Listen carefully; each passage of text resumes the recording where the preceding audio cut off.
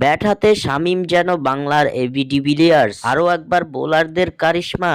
এক ম্যাচ হাতে রেখেই সিরিজ জয় টাইগারদের। ওয়েস্ট ইন্ডিজের বিপক্ষে 3 ম্যাচের টি-20 সিরিজের দ্বিতীয় টি-20তে 27 রানের অবিশ্বাস্য এক জয় তুলে নিয়েছে বাংলাদেশ।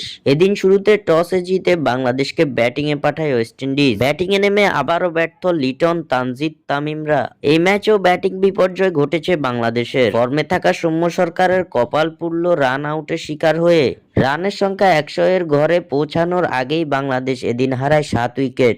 দলের এমন বিপর্যয়ে আরও একবার জ্বলে উঠল শামীম হোসেন পাটোয়ারির ব্যাট। তানজিম সাকিবকে সঙ্গে নিয়ে 4 ছক্কার ঝলক দেখিয়েছেন শামীম। 2-4 2 ছক্কায় খেলেছেন অপরাজিত। 17 বলে 35 রানের বিধ্বংসী ক্যামিও ইনিংস। বাংলাদেশের সর্বোচ্চ জুটি এসেছে সাকিব এবং শামীমের ব্যাট থেকে।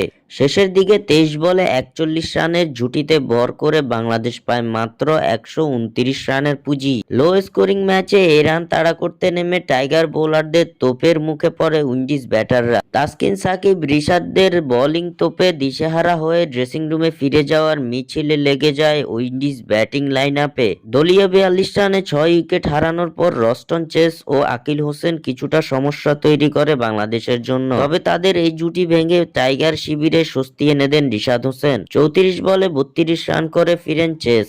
এরপর এক প্রান্ত আগলে রাখার চেষ্টা চালান আকিল হোসেন, তবে তাকে সফল হতে দেয়নি রিশাদ ও তানজিম সাকিবরা। 18.3 ওভারে আকিল হোসেনকে ক্যাচ বানিয়ে উইন্ডিজদের অল আউট করেন তাসকিন আহমেদ, যার ফলে 1.3 ওভার হাতে রেখে 27 রানের অবিশ্বাস্য জয়ে এক ম্যাচ বাকি থাকতেই সিরিজ নিজেদের করে নিয়েছে বাংলাদেশ। বাংলাদেশের হয়ে বল হাতে এদিন সর্বোচ্চ 3টি উইকেট শিকার করেছেন তাসকিন আহমেদ। এছাড়াও তানজিম হাসান, সাকিব, রিশাদ হোসেন, শেখ মাহিদি হাসান তুলে নিয়েছেন 2টি করে উইকেট। হাসান মাহমুদ পেয়েছেন 1 উইকেটের দেখা।